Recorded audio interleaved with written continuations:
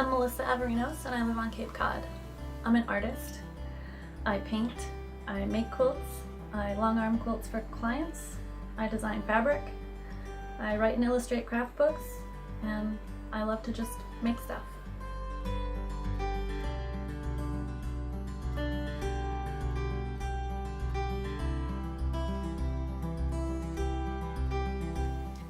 The self-portrait quilts came about because, well, I've always painted, and I've always painted self-portraits, so it was just a natural thing that I've always done self-portraits. It really felt like just painting with the fabric. Like I would look at it as if it were a painting of myself, and I didn't use a mirror or anything because I already know my face, and I usually paint. When I do self-portraits, I just do it from memory usually. I think the people responded to it so much because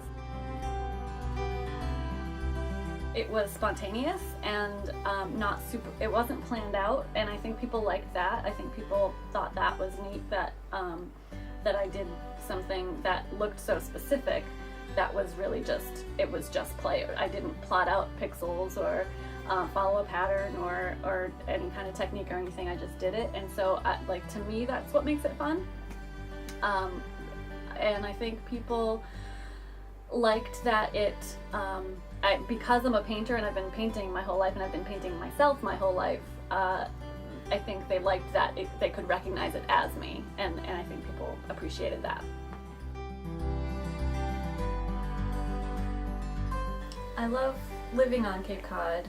It's really beautiful, and I grew up here, and it's my, I have a home here, but it can be isolating.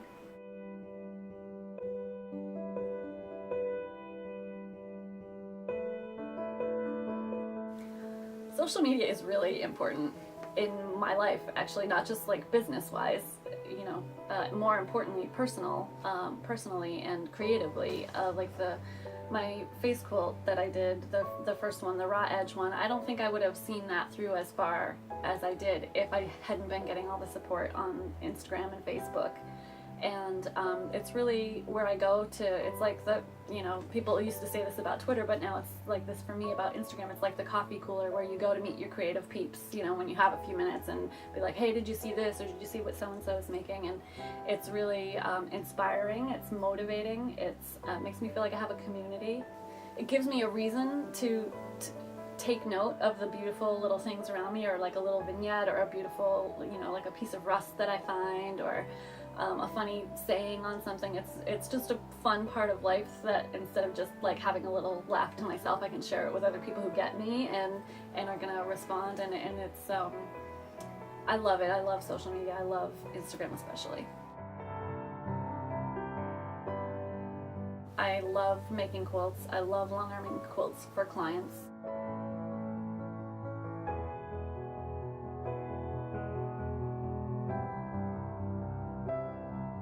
Long arm quilting is the process of when you take a quilt top and you sandwich it with the backing fabric and the batting, and then what I do with the long arm quilting is stitch the pretty patterns on top that holds it all together.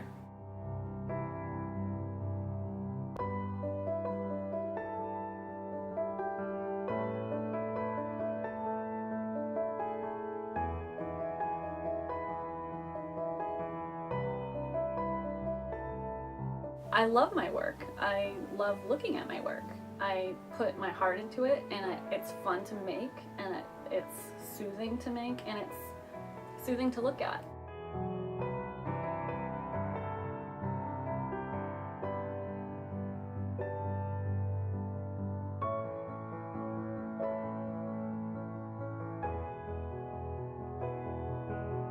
I do a lot of quilting for people who send me stuff from all over the country, and I love that.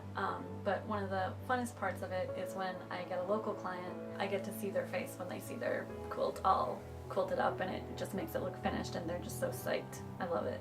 It's so exciting to be in this field and to have the opportunity to offer this stuff and have people read it or buy it. It's just all awesome. It's so exciting to me to be able to be creative and have people respond to it, and to meet people through the creative stuff that I do.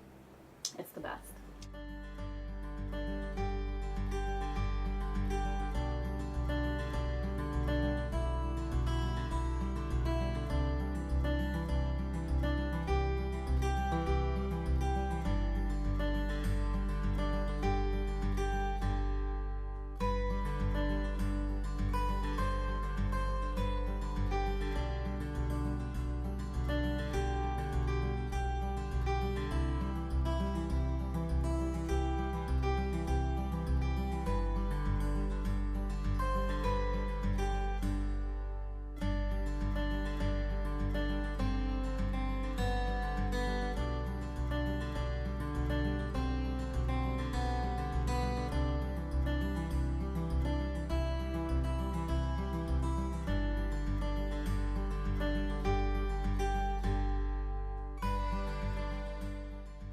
I submitted the face quilt to QuiltCon, which is the annual show of the Modern Quilt Guild, and I submitted it on the last day, and I was psyched because it got in. I didn't know if it would, and I was so psyched when it did.